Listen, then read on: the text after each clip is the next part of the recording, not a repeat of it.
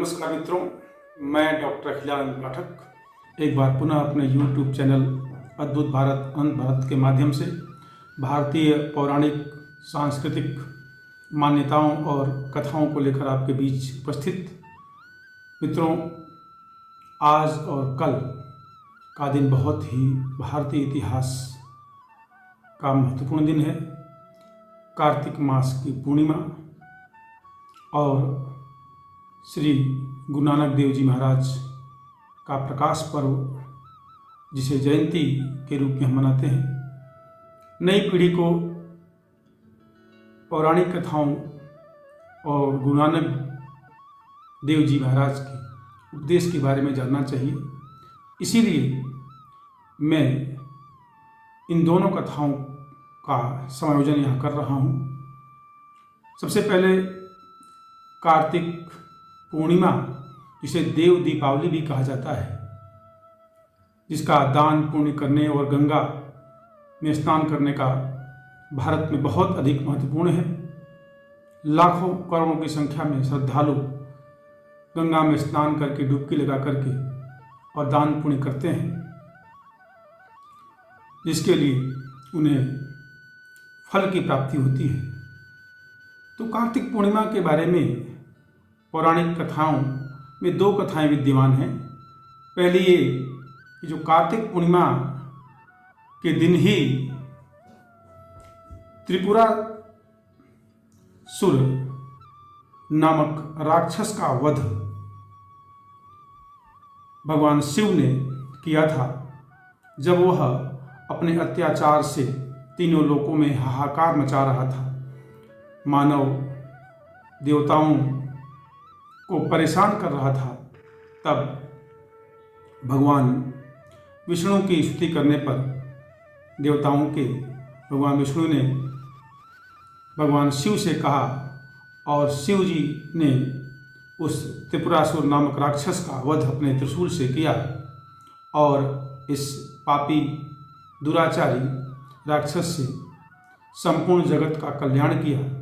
भगवान विष्णु ने शिव जी को तभी से त्रिपुरारी नामक उपाख्य दिया, एक नाम दिया। तब से हम त्रिपुर का अंत करने वाले इन दुश्मन भगवान शिव को हम त्रिपुरारी कहते हैं।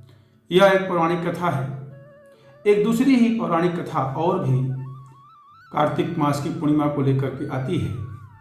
जब विश्वामित्र मुनि ने घोर तप के बाद अपने शिष्य त्रिशंकु महाराज को स्वर्ग भेजने की ठानी, क्योंकि उनकी इच्छा थी कि मुझे स्वर्ग भेजा जाए। उधर देवता इससे असहमत थे और उनको भय था कि वह आकर के कहीं देवलोक पर कब्जा नहीं कर ले।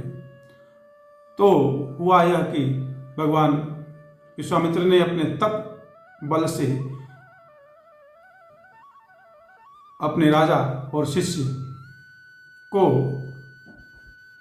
त्रिशंकु को हवा में के माध्यम से और भेजना शुरू किया स्वर्ग की तरफ, और उधर से देवताओं ने अपना बल लगा करके रोकना चाहा।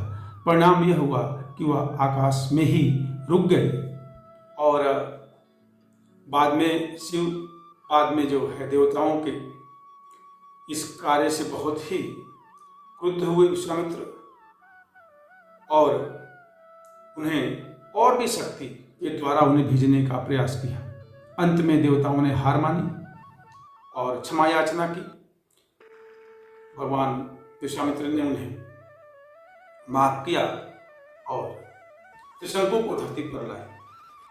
इसीलिए जब कोई व्यक्ति असमंजस में होता है और बीच में लटक जाता है तो उसे हम कहते भी हैं कि क्या त्रिशंकु की तरह लटक गए हो, न ऊपर का न नीचे का, बीच में त्रिशंकु, असमंजस की स्थिति।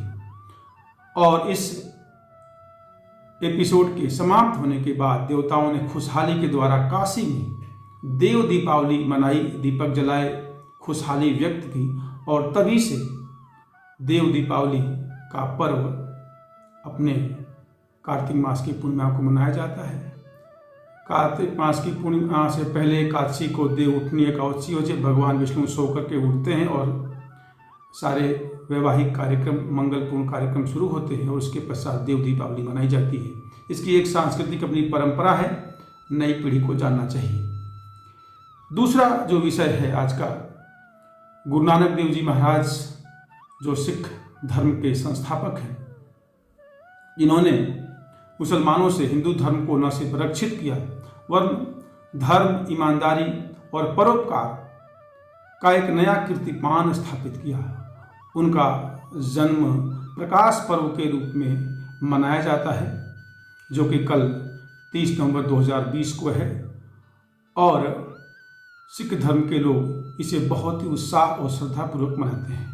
वैसे तो गुरु नानक देव जी का जन्म तलवंडी, इसको ननकाना साहब कहा जाता है, वह 15 अप्रैल 1469 को हुआ था, परंतु कार्तिक पूर्णिमा को ही मनाया जाता है।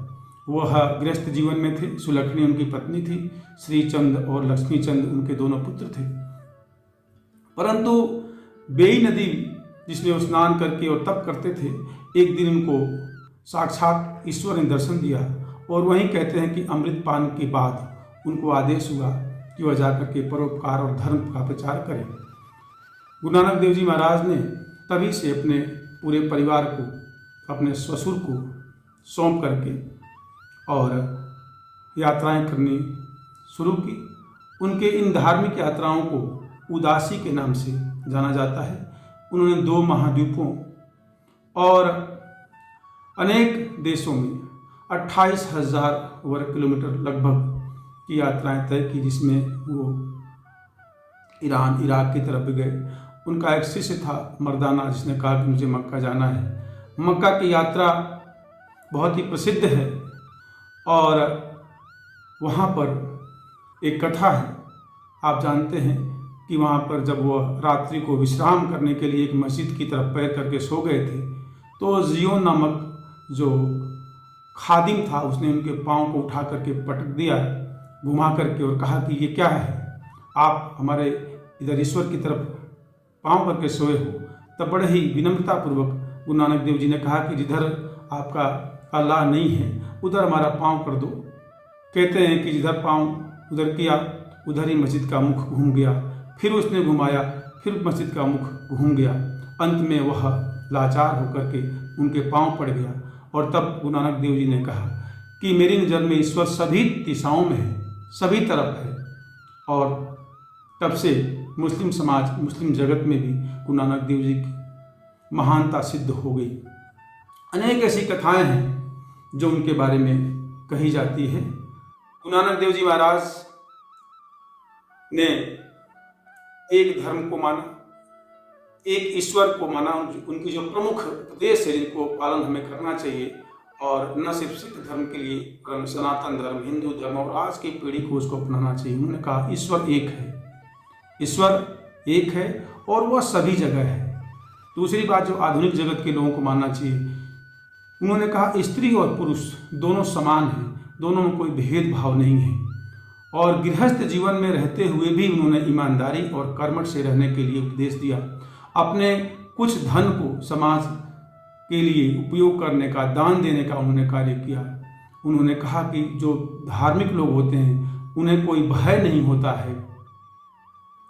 इसी प्रकार से उन्होंने दान पुण्य करना, परोपकार करना और सभी धर्मों का एक तरह से पालन करते हुए उनका सम्मान करना, मानव धर्म के द्वारा परोपकार करते हुए कार्य करना। उन्होंने व्यापार किया, व्यापार में उन्हें घाटा हुआ, वो व्यापारी थे। तो यह जो उन्होंने गृहस्थ जीवन में रहते हुए भी जो उन्होंने एक पुण्य कार्य किया, वो हमारे जीवन के, हमारे नई युवा पीढ़ी के लिए और सभी धर्मों के लिए एक कीर्तिमान और एक नया आदर्श हो सकता है। तो गुरु नानक देव जी की कल जयंती है। इस अवसर पर सभी हमारे मित्रों को बहुत बहुत हार्दिक शुभकामनाएं। कार्तिक पूर्णिमा की बहुत बहुत हार्दिक शुभकामनाएं।